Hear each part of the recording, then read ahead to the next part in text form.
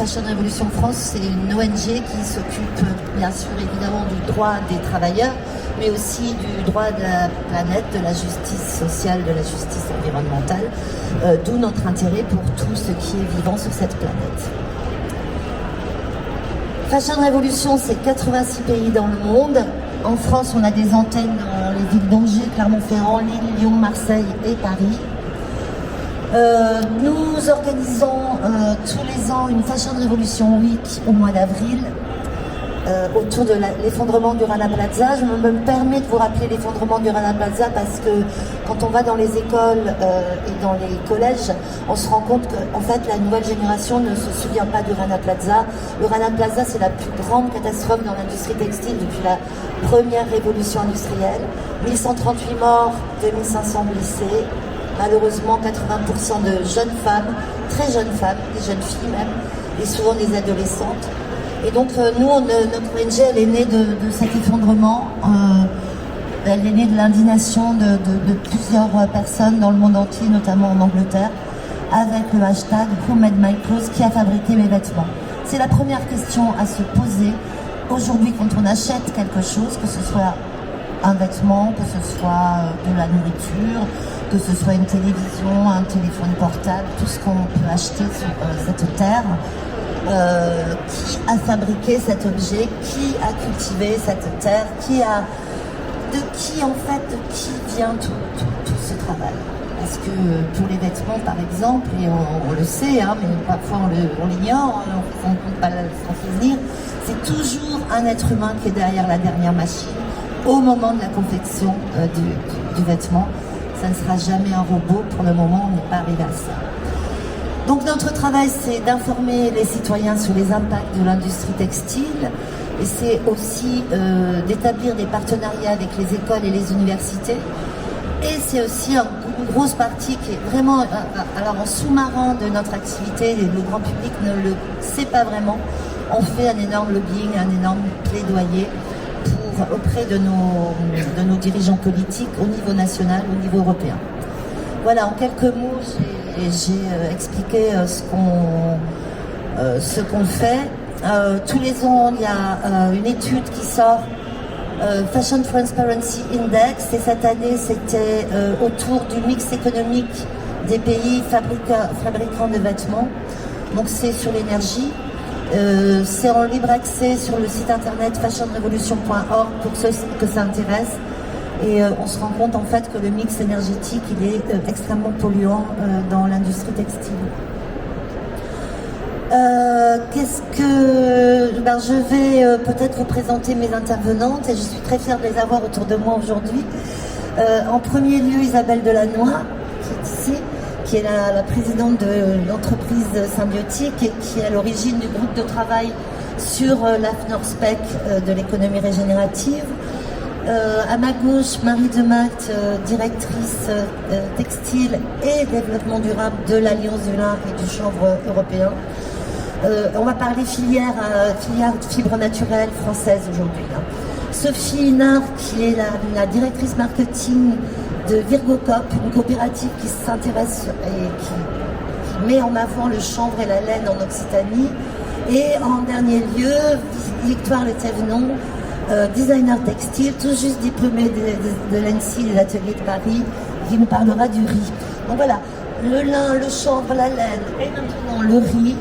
Comment est-ce qu'on applique cet AFNOR-SPEC? Et d'abord, Isabelle, qu'est-ce que c'est qu'une AFNOR-SPEC? Merci. Alors, nous, tiens, peut-être que tu peux me passer le... Voilà. L'entreprise Symbiotique, c'est une entreprise qui travaille à accélérer le développement de l'économie régénérative avec des territoires, des entreprises. Et il y avait un problème, c'est que on n'avait pas de définition commune de ce qu'est l'économie régénérative. On n'avait pas spécifié les pratiques. Et c'est ça qui est intéressant dans les démarches de normalisation, c'est que ça permet en fait à un secteur de pouvoir structurer ses pratiques et son marché. Donc ce n'est pas obligatoire, mais c'est pas encore de la réglementation, mais ça permet déjà de mettre un métier, un secteur d'accord avec lui-même. Et l'AFNORSPEC, c'est un peu le petit bain de la norme. C'est un guide de spécification, mais déjà de nature normative. C'est-à-dire que on a déjà quand même, vous allez voir, des critères, des exemples, pour pouvoir se lancer en fait et comprendre ce qu'est l'économie régénérative, quel que soit son secteur. Aujourd'hui, ce qui est intéressant, c'est que elle a mis 1 an de travail, ce qui n'est pas énorme, et elle est déjà utilisée pour produire des nouveaux groupes de travail qui vont s'en inspirer par secteur. Le groupe de travail, pour vous dire, on a essayé il y avait une vingtaine de personnes avec justement, c'était la première fois qu'on avait une gouvernance avec le vivant dans un groupe de travail AFNOR, qui a énormément consolidé le groupe finalement et qui nous a permis de ne pas oublier notre objectif et qui était ludique. C'est ça qui était intéressant aussi. On a assemblé des grandes entreprises, des représentants des grandes entreprises, de toutes petites entreprises, mais aussi des associations, des collectivités territoriales. On a été aussi eu une participation informelle aussi de syndicats et des chercheurs. Évidemment, le secteur de la recherche était là pour assurer la rigueur et la pédagogie. Et dans tous les secteurs, en fait, on a associé l'habitat, le textile, l'agriculture, la mobilité, le tourisme, l'urbanisme. Il manquait l'énergie. Il manquait un secteur, c'était le numérique. Mais ça a été quand même, comme vous voyez, multifilière. Et moi, ça m'intéresserait, Catherine, puisque tu étais présente pour le textile et au nom de l'association Fashion Revolution France, que tu donnes un petit peu ton ressenti du groupe de travail, que tu en parles, si tu le veux bien. Je vais en dire 2 mots. Ce qui était très intéressant dans ce groupe de travail, c'est justement la différence entre chaque membre. Donc il y avait la finance, des groupes comme Pierre et Vacances. Et moi au départ je me suis dit, oh là, Pierre et Vacances, ils font dans le régénératif. Et en fait c'était intéressant d'avoir les points de vue de chacun. Évidemment le régénératif, c'est un chemin. Alors j'espère que c'est un chemin un peu moins long que la transition écologique. Qu'on arrivera peut-être à plus rapidement se retrouver dans cette nouvelle économie, parce qu'en fait c'est une nouvelle économie. On ne parle pas de décroissance, on est bien d'accord, on parle d'une croissance différente, basée sur des critères différents, avec l'apport de la nature, avec du vivant. Le vivant, on en parle beaucoup, et d'ailleurs je remercie Ariel de nous avoir fait une belle introduction pour cette table ronde. Alors ce groupe de travail, oui, c'était des gens qui venaient d'univers différents, avec des niveaux de compétences différents, des niveaux de connaissances scientifiques différents. Et puis au final, c'était super. Voilà, c'est tout ce que je peux dire. On a appris les uns des autres énormément. On arrivait peut-être avec des a priori, moi en tout cas, bien sûr, tout le monde. On arrive toujours un peu avec des a priori. La finance, les assurances, c'est pas des secteurs avec qui on est forcément copain-copain. Mais finalement, on apprend de tous et de tout le monde. Et c'est ça qui est bien aussi. De savoir donner la parole et écouter l'autre. Écouter l'autre surtout. Et ce qui est important, c'est que l'économie régénérative, en fait, se définit par créer des écosystèmes. Vous êtes rarement régénératif tout seul. Par exemple, le vivant, un écosystème, c'est se régénérer. Seul, vous voyez, une monoculture de maïs ne va pas se régénérer, mais un champ en agroécologie, oui, au fur et à mesure. Et une cellule de peau, si elle est toute seule, elle meurt, en fait. C'est ce qu'on appelle l'apostose, je ne sais plus, tout à coup j'ai un trou, pardon. Mais alors que les cellules ensemble, elles vont agir en écosystème, elles vont régénérer la peau lorsqu'il y a une cicatrice et permettre de se cicatriser. Et du coup, donc on a fait écosystème avec ce groupe de travail, et le but c'était d'à la fois garder la radicalité de l'économie régénérative, qui, comme le dit Catherine, est un vrai nouveau paradigme. Parce qu'on produit, on régénère. Comment? Parce qu'on consomme en produit. C'est quand même très bizarre. Enfin, on n'a pas du tout cette vue-là dans l'économie actuelle. Et donc, le but, c'était déjà d'installer le paradigme. Dans toute l'introduction, parler du contexte. On est aujourd'hui à un contexte où c'est obligatoire, en fait, de changer d'économie, de poser les objectifs, les cibles et les définitions. Et puis, dans le corps du texte, on a posé les principes, et les principes de ce qui intéresse directement une organisation. C'est quoi la raison d'être comment notre raison d'être change? Quel est notre rapport au lieu? Quel est notre rapport au temps? Comment on aménage ces sites? Comment on installe ces processus de production? Quels sont les modèles stratégiques, les modèles économiques? Comment on réfléchit la gouvernance? Comment on réfléchit la répartition de la valeur? Comment on réfléchit le rapport aux financiers? Et avec donc des principes pour permettant de se situer. Est-ce que je suis dans l'exploitation? Est-ce que je suis dans la restauration? Est-ce que je suis dans la régénération? Est-ce que je suis dans la préservation? Et puis avec des exemples, comment des acteurs ont déjà fait concrètement et dans tous ces secteurs différents. Quels sont les leviers? Quels sont les freins? Et est-ce qu'il y a des critères qui me permettraient de savoir si je régénère ou pas et quoi? Donc c'est le contenu de ces textes, avec d'abord une définition et que je vais lire dans son intégralité pour vous montrer en fait à la fois la simplicité quelque part et la complexité. Il faut la lire plusieurs fois avant de la trouver simple, hein, mais une fois qu'on l'a comprise, c'est bon.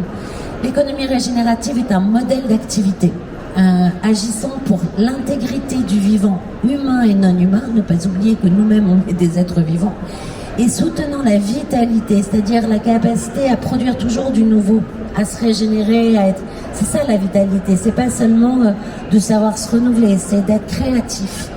Et la vitalité des écosystèmes écologiques et sociaux. Et sociaux, c'est pas seulement le vivant non humain, avec lesquels il co-construit dans une spatialité définie. Les territoires sont différents. Parfois, les territoires c'est une économie territoriale, mais qui peut être très restreinte ou adressée sur certaines filières des régions entières, des continents entiers ou voire le monde. Mais c'est cette spatialité qui est importante. Il y a création de valeur. C'est pas une économie de la décroissance en réalité, c'est une économie d'une autre croissance et qui se fait différemment. Mais en fait, elle ne sait pas faire de croissance si l'objectif d'une entreprise est sa croissance propre. C'est la croissance de l'écosystème en fait qui va permettre à chacun de faire sa croissance. Et qui se caractérise par une prospérité écologique, sociale et économique. C'est partie prenante et je pense que vous allez beaucoup en parler.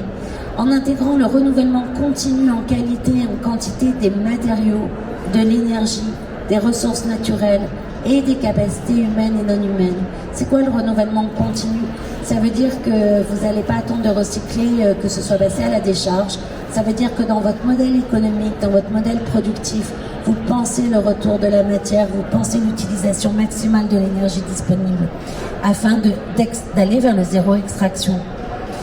Et ça c'est important parce que on voit l'écologie beaucoup comme aujourd'hui détruire moins. Non, on en est à un stade où 70% des services rendus par les écosystèmes sont menacés, dégradés. Donc il faut aussi régénérer plus. Donc cet aspect, ça donne en fait différentes stratégies pour pouvoir se situer. Est-ce que vous êtes dans l'exploitation écologique, sociale, économique de vos parties prenantes, de la matière et d'énergie extraite de la terre? Est-ce que vous réparez, c'est-à-dire vous compensez à un endroit, par exemple, vous allez compenser votre bilan carbone à un autre endroit où vous allez peut-être compenser en restaurant des sites après les avoir exploités. Et ça, c'est un problème en fait quand vous réparez. C'est la réparation. C'est que pour réparer, il faut, c'est déjà bien, c'est déjà vraiment bien, mais c'est déjà un changement. Mais il faut que le modèle d'exploitation en général soit assez pérenne économiquement pour dégager un peu d'argent pour réparer ailleurs. Donc en fait, ça peut pas faire économie ce couple-là. Il faut aller au-delà. Vous pouvez préserver, c'est-à-dire vous restez dans les limites écologiques de la planète. Et souvent, ça demande de diminuer ses activités et d'augmenter les prix, trouver un marché qui est prêt à ça, un marché éthique.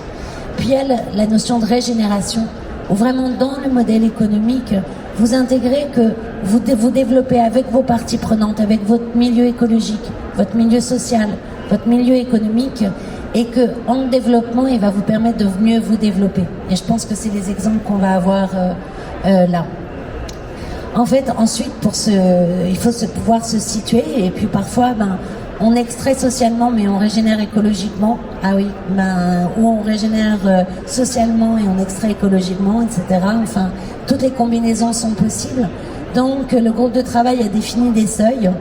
Le seuil d'intégrité, en dessous, vous retranchez quelque chose, voire vous mourrez, vous détruisez en fait. Et souvent, beaucoup de nos modèles sont en dessous du seuil d'intégrité. Le Rana Plaza, on est clairement en dessous du seuil d'intégrité. Puis vous êtes au seuil, donc ça c'est l'exploitation, vous êtes au seuil de renouvellement, vous permettez aux gens de se renouveler leur force de travail. Est-ce que c'est pour ça que vous leur permettez de s'épanouir? Peut-être pas. Hein. Donc et c'est la même chose pour les écosystèmes vivants et les écosystèmes économiques. Puis après, il y a le seuil d'épanouissement où en fait, quelque part, vous investissez dans votre écosystème écologique, votre écosystème économique, votre écosystème social qui va permettre de s'épanouir et vous permettre de vous épanouir avec lui. Et donc il y a une 60aine de critères dans les 4 domaines, économique, écologique, social et la matière et l'énergie, pour pouvoir savoir tout simplement où on est et pouvoir avancer avec les principes et les exemples qui sont donnés dans l'aspect. Elle est en téléchargement libre et ce qu'elle dit, c'est que en fait l'économie de demain existe déjà, et ça c'est la bonne nouvelle, qu'il ne faut pas complexer, qu'on est tous en chemin et que même restaurer c'est déjà pas mal parce que tout le monde ne le fait pas et c'est un premier pas, et que les modèles ne fonctionnent pas s'ils ne sont pas solidaires, s'ils ne sont pas écologiques, et là ils peuvent être régénératifs. Merci Isabelle. Alors on va passer au cas concret avec Marie d'abord dans un premier temps, et cette filière européenne du lin et du chanvre, européenne mais en particulier française, pour le lin en tout cas. Oui, ce qui est spécifique à la filière européenne du lin, c'est que elle se...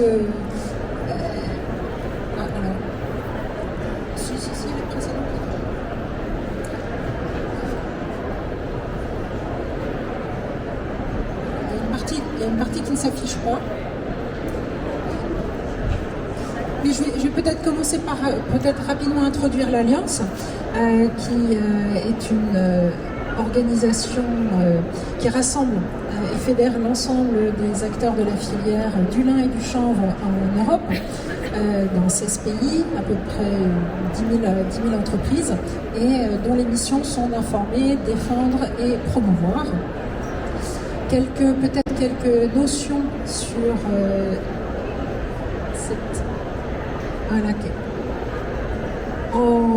le lin européen en quelques mots. D'une part, c'est un leader mondial, premier producteur qui assure 3/4 de la production mondiale de lin fibre.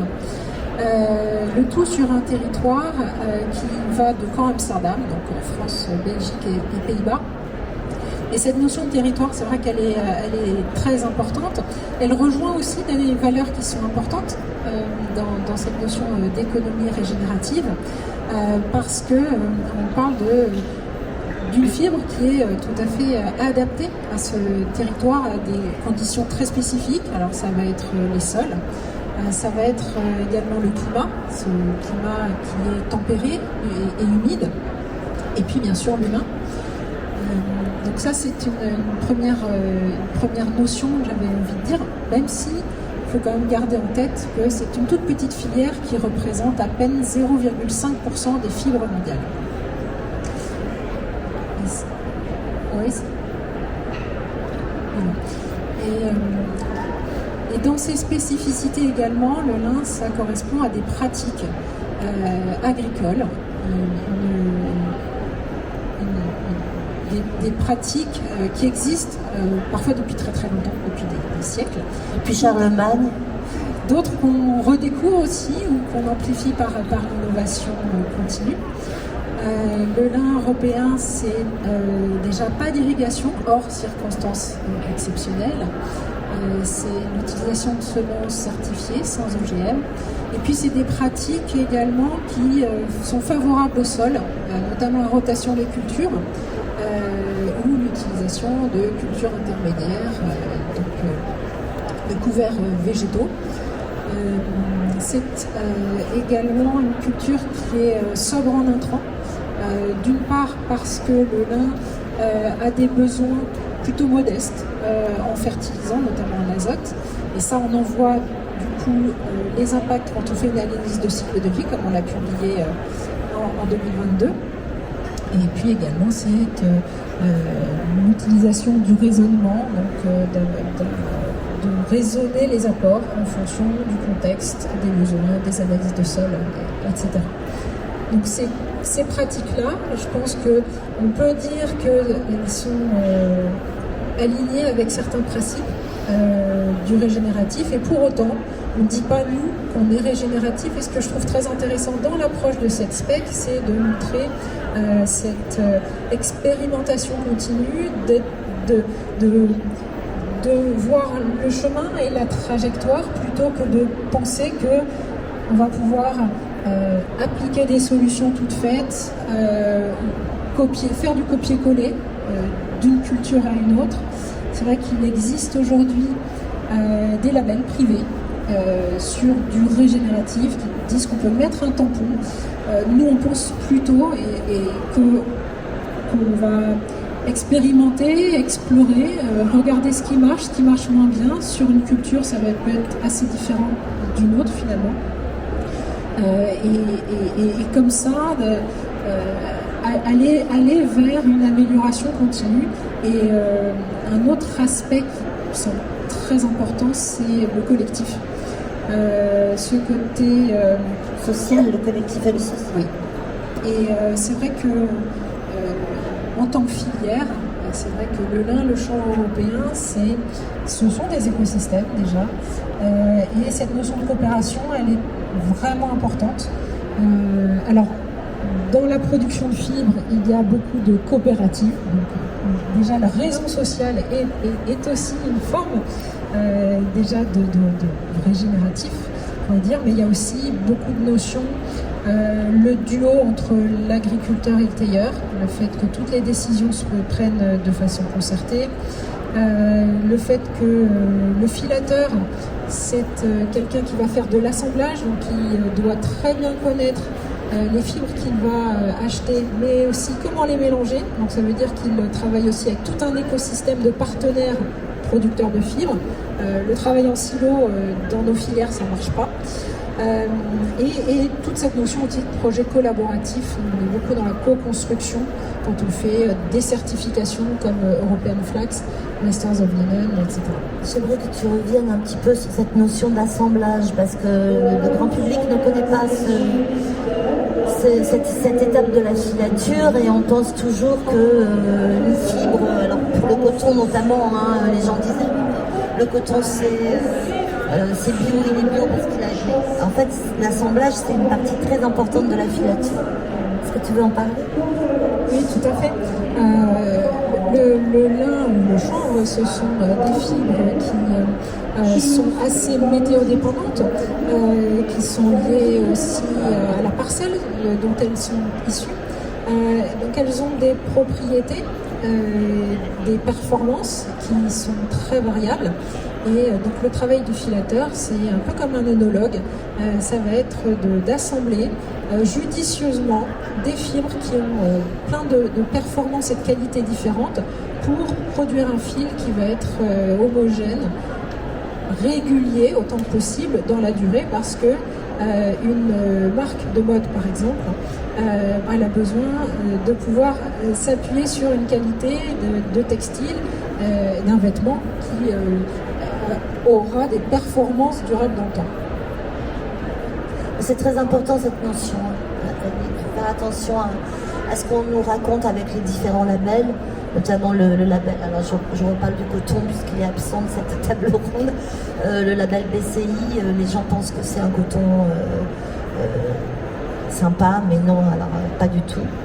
Et voilà, donc vive le lin, vive le chanvre et vive la laine. mais c'est aussi peut-être une raison pour laquelle les choses sont forcément plus complexes qu'on ne le pense au départ. Il nous est arrivé de parler avec des marques qui nous disaient mettez-nous en relation avec un agriculteur parce que l'été prochain je sors une capsule régénérative. Et donc on lui disait mais c'est plus compliqué que ça, ce qu'il faut c'est réfléchir au niveau d'un écosystème, au niveau d'une filière, c'est regarder les projets de recherche. Notre filière est basée sur l'expertise d'instituts agronomiques qui sont Arvalis en France, Inagro en Belgique, qui accompagnent toute cette filière du lin et comment on peut améliorer les pratiques collectivement et pas simplement d'un agriculteur qui va faire super bien. Parce que de toute façon, même si cet agriculteur-là produisait beaucoup, après il faudrait de toute façon mélanger avec les fibres de tout cet écosystème de Corps Amsterdam.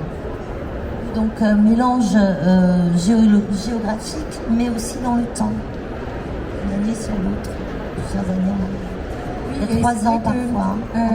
Et c'est vrai que le filateur, c'est aussi quelqu'un qui a des stocks et qui a une banque de qualités différentes.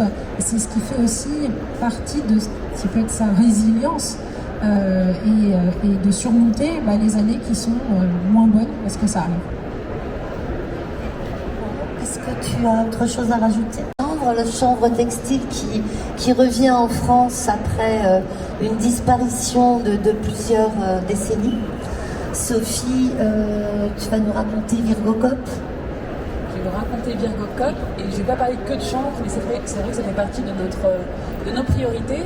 Donc Virgocop, en quelques mots, l'image illustre quand même pas mal de chanvre, c'est vrai, je l'ai choisi. Bon, Virgocop, c'est une entreprise un peu spéciale. On est une coopérative citoyenne, une SIC en fait, SCIC. Donc c'est une société coopérative d'intérêt collectif. Si vous connaissez Biocop, par exemple, c'est une SIC. Enercop, il y a un certain nombre de SIC comme ça qu'on connaît. Virgocop en fait partie. Le principe d'une entreprise coopérative citoyenne, c'est que les fonds sont apportés par des citoyens qui achètent des parts de l'entreprise pour un projet qui leur plaît, un projet d'intérêt collectif. Nous, notre projet, c'est de remonter des filières textiles en France qui soient le plus possible régénératives. Et chez nous, la régénération, c'est un objectif, on ne l'a pas encore atteint, mais on l'a sur 4 volets, et sur lesquels je vais revenir un petit peu plus tard, mais c'est vrai qu'on parle à la fois d'agriculture, mais aussi de façon de travailler en écosystème. Si je reviens vraiment concrètement sur ce que fait Virgocop, c'est donc la coopérative qui remonte des filières textiles depuis le champ jusqu'au tissu. On veut vraiment remonter la filière textile et être en capacité de travailler avec tous les acteurs de la filière. Parce que l'un des gros problèmes du monde textile, c'est que c'est très opaque. Donc on a beau vouloir faire bien, souvent on ne sait pas ce qui s'est passé au niveau de la filature, au niveau du tissage, parce que c'est hyper mondialisé, opaque. Cette opacité arrange tout le monde parce qu'on est finalement responsable que de ce qu'on connaît. Donc nous justement on veut lever ce voile et rendre la filière transparente, éthique et écologique. Pour ce faire, on travaille principalement sur le chanvre et la laine. Pourquoi ? Parce qu'en fait, il y a des gisements hyper importants de laine en France. Et le chanvre, tu l'as dit, ça a été très important jusqu'au 19e, jusqu'au début du 20e, petit à petit remplacé par le coton importé et par le synthétique. Mais en fait, le chanvre n'a pas disparu de France grâce à la cigarette. Grâce au papier à cigarette. Donc finalement, la cigarette a eu un tout petit peu de bon. Difficile de dire ça. Pour l'éco-construction aussi, ces dernières années, c'était le bâtiment. Et en fait, donc pourquoi le chanvre et la laine ? Parce que ce sont des gisements qui sont importants en France. Le slide suivant va être sur le chanvre et la laine, nos 2 grosses filières. Donc qu'est-ce qu'on fait concrètement sur la filière chanvre ? Nous, notre siège, il est à côté de Toulouse, à Cahors, mais notre marché, il est européen. Très concrètement, pour le chanvre, on travaille avec une centaine d'agriculteurs, tous dans un périmètre de 50 km autour de notre usine de défibrage. Donc une centaine d'agriculteurs qui sont déjà en activité évidemment depuis plusieurs générations souvent. Et ils vont rajouter la culture du chanvre sur certaines parcelles en rotation de 5 ans. Là, l'avantage d'un point de vue régénératif, c'est que le chanvre, tu commençais à le dire Marie, c'est comme le lin, une plante qui n'a pas besoin d'intrants chimiques ou très peu. Et l'autre formidable atout du chanvre, c'est qu'il n'y a pas besoin d'irrigation. Et vous imaginez les étés qu'on a à côté de Toulouse. Hein. Mais malgré ça, pas d'irrigation, ou très peu. Pas d'intrants chimiques ou peu. Et en plus de puiser finalement très peu dans les ressources, ça a une capacité à régénérer les sols.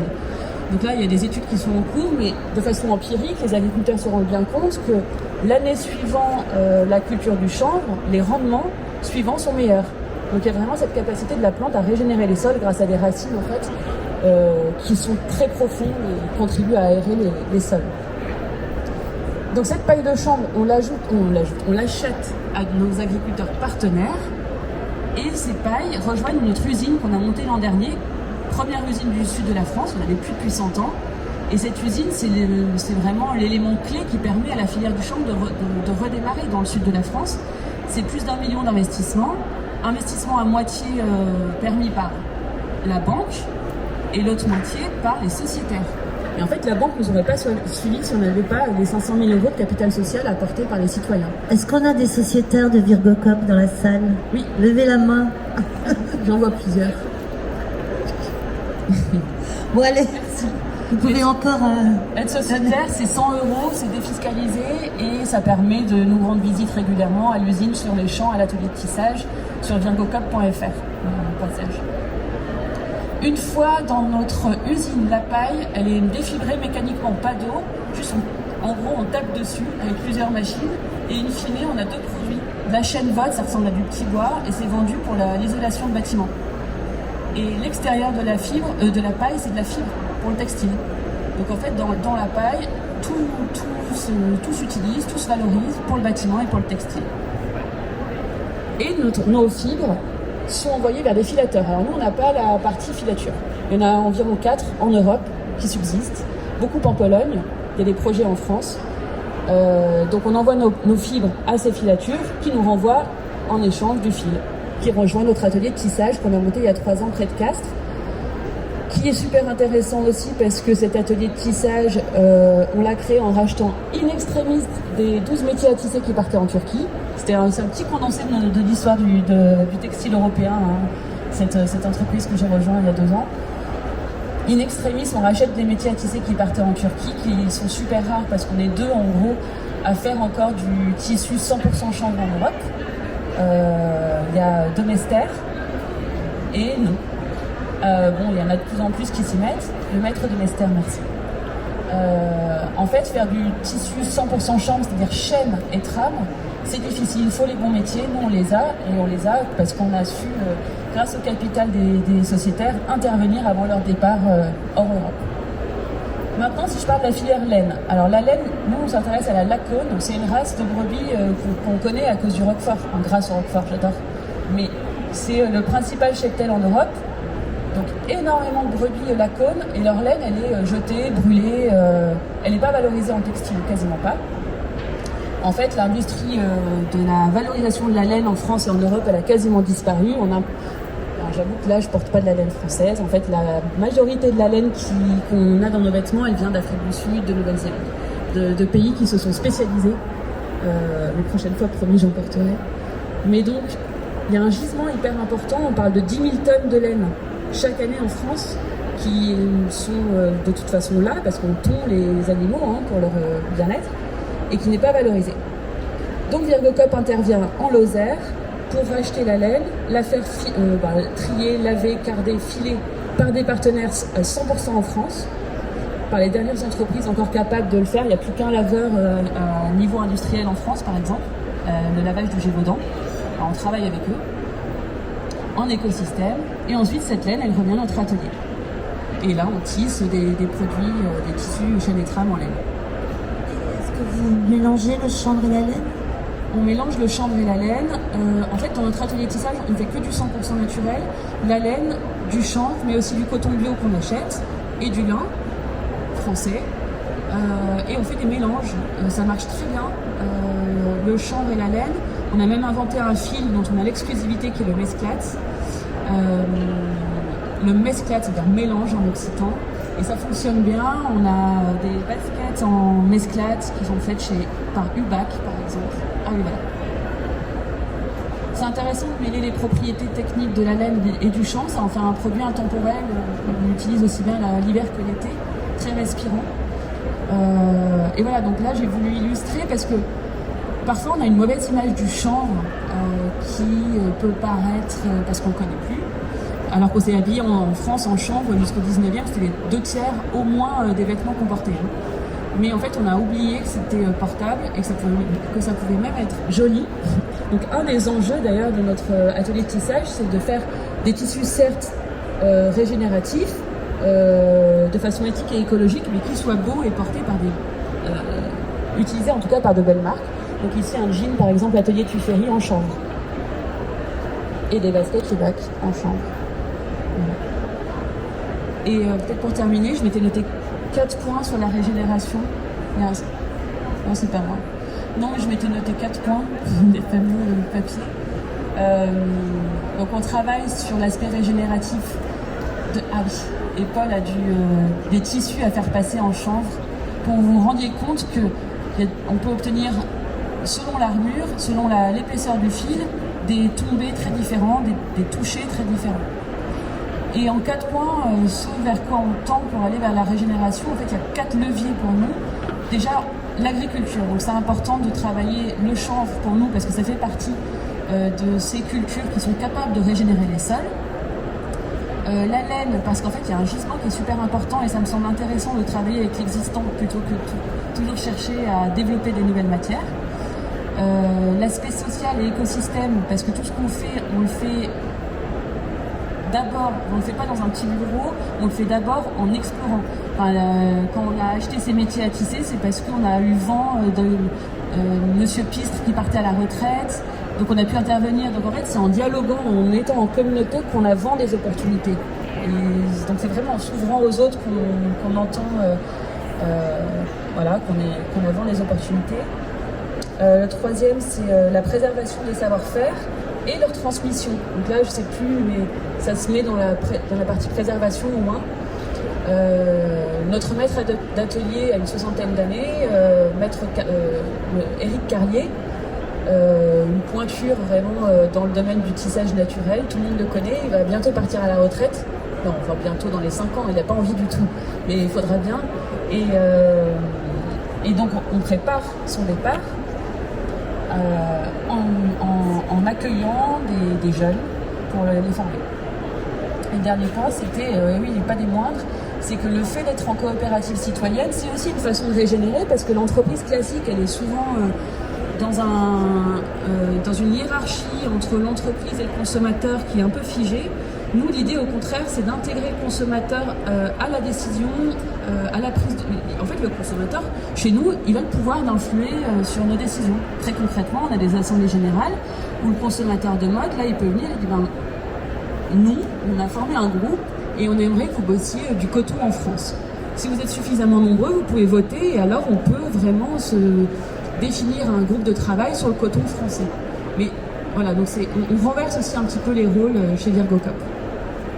Donc je suis Victoire Lestovignon et donc je vais vous présenter ma recherche de mémoire qui a été donc sous la direction de Catherine. Donc brièvement, avant je vais présenter juste mon parcours de designer textile. Donc j'ai été tout juste diplômée de l'École nationale supérieure de création industrielle en décembre dernier.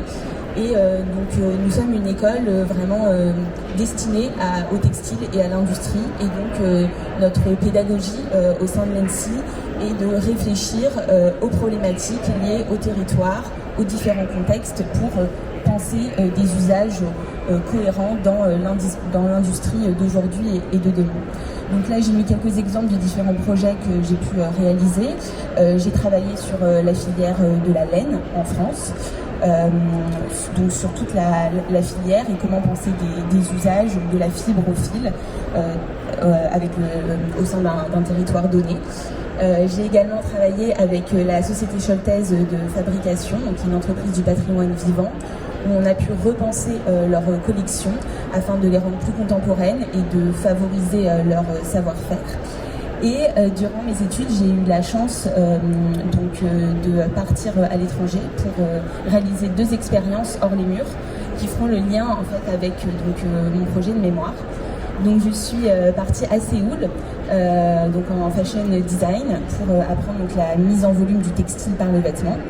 Et à Taïwan, où j'ai découvert la paille de riz. Donc je suis partie en résidence à Taïwan, où j'ai découvert les fibres végétales locales, et ce qui m'a permis voilà, de faire une recherche sur le rami, le papier et la paille de riz, donc, qui sera l'objet de mon mémoire. Donc pourquoi la paille de riz? J'ai découvert cette matière quand j'étais en Corée du Sud, car elle est utilisée là-bas pour préserver les espaces verts du gel durant l'hiver. Donc tous les arbres, les pelouses, elles sont recouvertes de paille de riz, parce que la paille de riz, elle est naturellement isolante.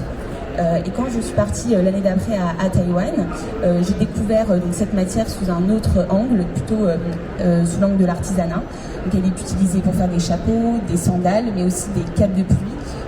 C'est également la même pratique au Japon, parce que la paille de riz est naturellement imperméable, car elle contient de la silice. Et donc à mon retour en France, j'ai vraiment une vision de la paille de riz plutôt artisanale et asiatique. Je m'intéresse donc au territoire camarguais, parce que nous en France, c'est en Camargue que nous avons notre riziculture.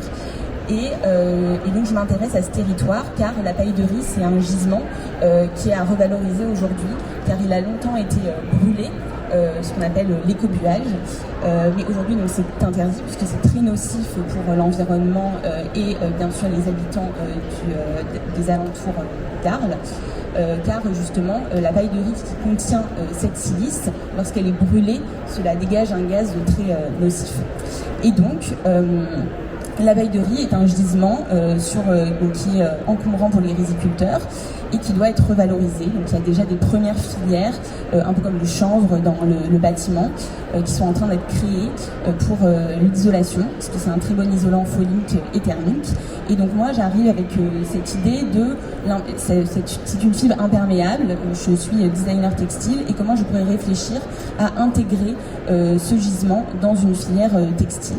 Donc on peut passer à la slide suivante, de manière théorique, historique, géographique. Donc, j'ai vraiment travaillé sur vraiment toute l'histoire du riz en Camargue et sur le territoire. Et donc en parallèle de cette recherche théorique, ça va arriver à l'écran dans quelques instants, j'ai réalisé un travail de recherche plastique pour m'imprégner de la matière.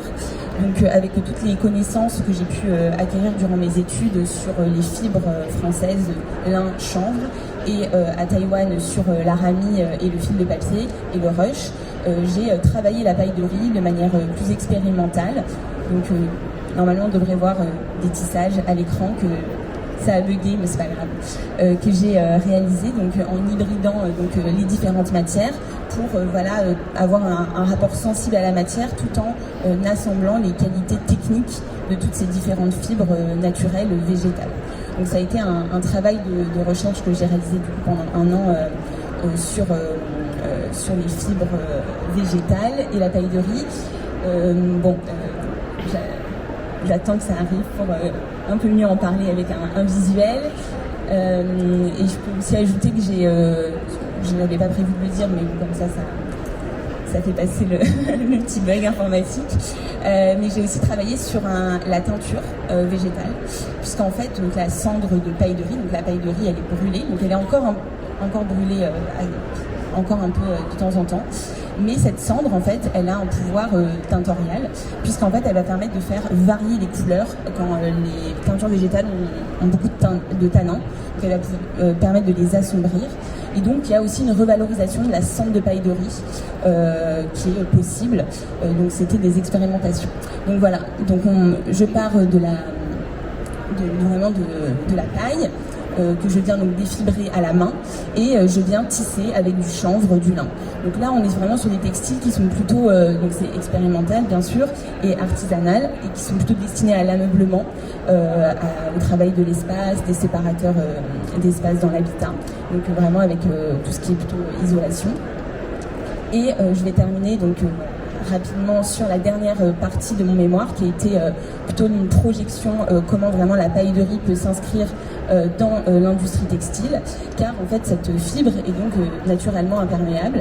Et donc mon idée dès le départ de cette recherche était de créer un fil naturellement imperméable pour remplacer tous les polyesters, les nylons qui sont tous nos textiles imperméables sont conçus avec ces fibres chimiques. Et donc pourquoi pas, est-ce que la paille de riz pourrait pas être, comme c'est un gisement que nous avons à disposition sur notre territoire, pourrait être créé et transformé en fil avec des processus de filature inspirés de ceux qui ont été présentés précédemment. Donc voilà pour mon projet de recherche en cours. Voilà. Merci. Merci beaucoup. Alors, voilà, nous arrivons à la fin de cette table ronde. J'imagine peut-être que vous avez des questions. Si vous voulez les poser, c'est maintenant. On peut vous faire passer un micro, il n'y a pas de souci. Vous avez fait avec la fleur sur la main. Moi, je regarde tout ce qui se passe sur le squat, je lis beaucoup. Pourtant, en tant qu'expert, en tout cas utilisateur, j'ai un peu du mal à comprendre. Il y a une surenchère, et je sais que c'est pour ça que la norme a été faite, de consultants dans le génératif, le génératif, tu l'as dit Marie aussi tout à l'heure, il est partout. Mais comment on fait professionnel, à part en allant lire et s'emparer de la norme AFNOR, comment on fait en fait pour se retrouver dans tout ce qui est dit un petit peu dans tous les sens. Moi, c'est comme il y a des modes, quoi, c'est un petit peu là-dessus. Oui, c'est en fait on se retrouve avec en effet il y avait besoin de définir le régénératif et pour qu'il soit vraiment durable, qu'on aille vers la durabilité et presque, vous savez, longtemps on a défini le durable comme à l'intersection entre l'économique, le social et l'écologique, et du coup il était extrêmement contraint et en fait le régénératif permet d'aller de voir les choses autrement et de sortir de cet espace très contraint, au contraire d'ouvrir les possibles. Mais on a des labels qui, en effet, notamment dans l'agriculture, sont arrivés et finalement sont en deçà de la durabilité. Vous avez des principes très d'agroécologie, sur la couverture au sol, etc., intéressants, mais qui, en se limitant à ça, on a quand même aujourd'hui un début de surintégration. Moi, je suis agronome au départ, mais je ne sais pas si vous aviez entendu parler de l'agriculture intégrée, où en fait, le producteur devient complètement pieds et poings liés à la chaîne en aval, et des distributeurs notamment, des transformateurs et des distributeurs, et n'a plus voix au chapitre. Aujourd'hui, on a ça encore pire dans le régénératif, où on vous donne un où l'agriculteur devient un conducteur de tracteur selon des itinéraires techniques qu'on lui donne, et avec un tracteur bourré de capteurs qui font dialoguer la météo, les observations satellites, l'analyse des sols, etc. Et en fait, l'agriculteur ne peut plus rien décider et sa production est achetée notamment dans la pomme de terre, parce que vous avez des gros acteurs de la pomme de terre qui veulent du régénératif pour les frites. Et on arrive à un non-sens social, un non-sens économique. Et demain, je ne suis pas sûre qu'on risque d'avoir des fermes, même en France, un peu comme au Brésil, qui appartiennent à des fonds, en fait. Le salon Wouznek, bien sûr, et Impact. Et nous vous donnons rendez-vous peut-être la session prochaine avec une nouvelle table ronde, puisque nous sommes des habitués maintenant de cet espace Impact et Néomythe. À bientôt. Merci beaucoup. Au revoir.